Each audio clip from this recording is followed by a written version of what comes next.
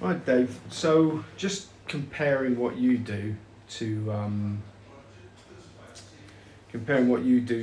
horse racing sort of people. They tell you you must watch as much horse racing as possible. Do you have to watch as much football as possible? Um, I would say quality over quantity. I think you could fall foul to watching too much football. Certainly in my situation, and people that have got a family will appreciate this. You do not want to be sat in your study watching football 24/7. When you've got a family downstairs, so you have to tailor it. Or certainly for me, I tailor it to the needs. My family comes first and foremost. So I one of the reasons why I concentrate purely on English Premier League football, because it's a nice amount of games where I can get the quality figures from my study out of it. Whereas if I delved into the Championship and then La Liga and Bundesliga, etc., I've done it in my early days, trying to trade everything that was on the TV, and you can fry your brain, and you lose track because you haven't got that focus and concentration on the one particular market. There's a few on the screens, and you're looking and you just lose yourself. So I think actually you can watch too much football from my point of view. I just like to keep it to the Premiership, quality over quantity.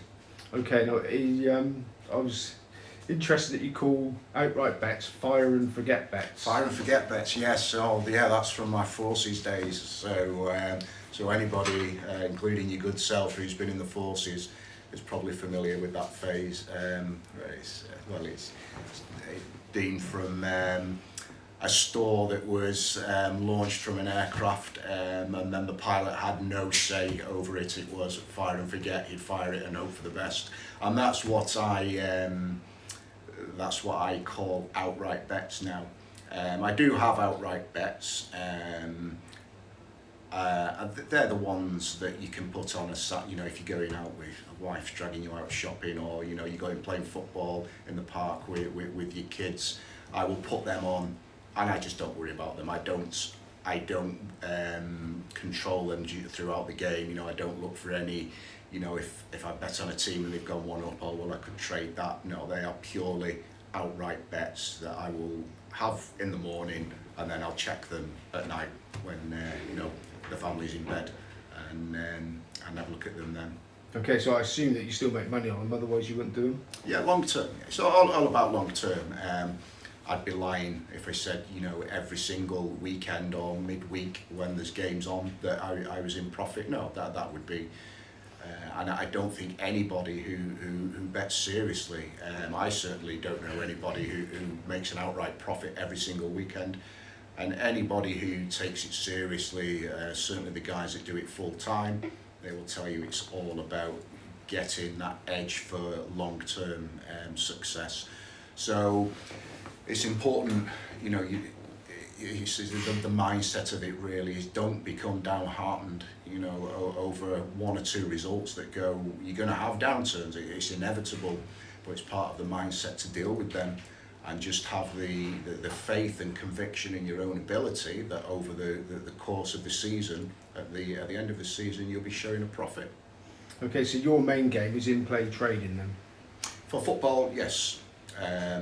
So I do horse racing, two different angles I have. So I'll have the in-play football and pre-race and in-play horse racing. So if we just go on to the horse racing for a moment. So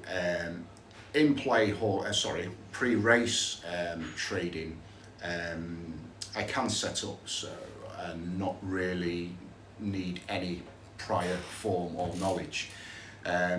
So I set up, I use a piece of software that's linked to Betfair, excellent piece of software in my opinion, Peter Webb's Bet Angel. There's different ones out there, again, it's subjective to what works for you. I've used Bet Angel from day one, works perfectly for me. Previous interviewee, Peter Webb, I should add.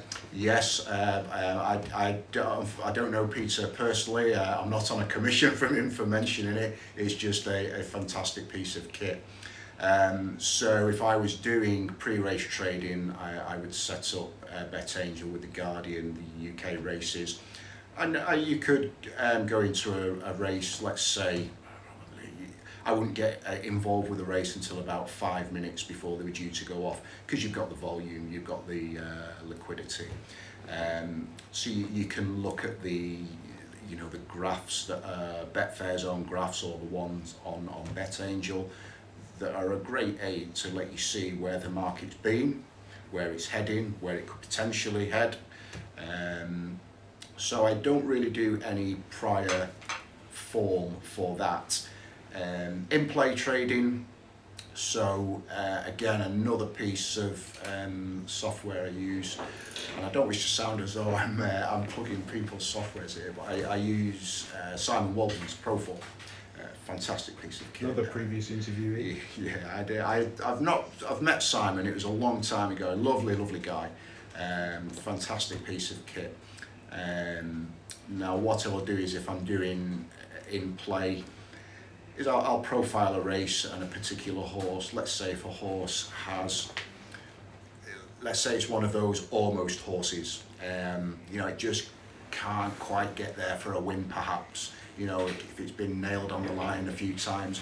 But what I'll look for is, right, well, if this horse, tends to price drop significantly in play, then there may be an edge there, to place a bet at the starting price, or whatever price is available on the exchanges, let's say just before the off, and then trade that out in play. So that would be using Proform. And as I went back to say before, there's so many options now compared to years ago, where it was just an outright put your money on and hope for the best. I can get quite, not despondent, but when people say, oh, I had this horse and it got nailed on the line, I would have won this money. And well, if it got nailed on the line, then you shouldn't be in a position where you've not made any money. Because if it's got nailed on the line, then its price in play would have been, it may have hit 1.01 or certainly sub 1.1. So for me, I would be like, well, I would be downhearted if I walked away from that race and hadn't won any money had it traded that low. Now, one of the things I was always taught about betting was you've got to be consistent. So one of the problems is, when a horse gets chinned on the line and it's traded 101, is it look like it's certain to win. So would you religiously put into lay at a certain price, regardless if it's 25 lengths clear with half a furlong to go? Well, if it's 25 lengths clear with half a furlong to go and it didn't win, then something's gone horribly wrong. But example, I mean, a lot of people haven't traded that because it looks like it's won, like all 101 shots do. So would you put in a bet to lay and forget it's there, and just so it's done every time? Because how would you be clever enough to know that one that looked like it was going to win was going to get chinned? You could open just before the race, and then I always will put in bets to keep in play should it go lower in running. So once the race actually starts, Bet Angel, I mean, you can just do it on Betfair itself, and they will look after those prices for you in running. So if the horse, let's say, I'm just making some numbers up here, let's say a horse goes off at 5-1 and it hits 2, you could take your liability. But would you always do that? Would you have a figure that you would always put in there for every single race? Or are you going to be having to decide, in which case you're going to get it wrong sometimes? It would be dependent on the horse, and that would go back to the using Proform to study, right, so what price has this horse gone in play before? What's the lowest it's gone? Is there a figure that it has, generally hit? So let's say, for example, I said then 5-1, and it's tended to go a shade odds on in running all the time. Well, that's a great edge to have, if it is, because that again gives you options. If you've taken a horse at 5-1, and you trade out at 2, you've got options then. You sat on a free 3-1 bet. if you want to leave it and with no liability to see if it goes on and wins the race, or you could say, well, actually, I'll green up and just take a profit, and you know, whatever the result may be. Okay, so how did you learn the skills required to do what you do? So the majority of it's self-taught, to be perfectly honest.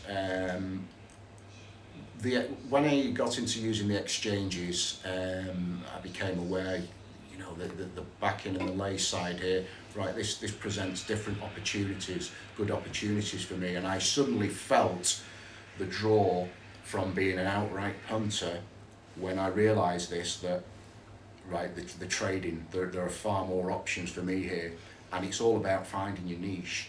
And that was my niche, that I was like, yes, I'm going to go down this route, because I did okay as outright betting, fire and forget, as we said, but I felt that as if I went down the trading route, it would be, I'd have far more stable, more returns on a regular basis.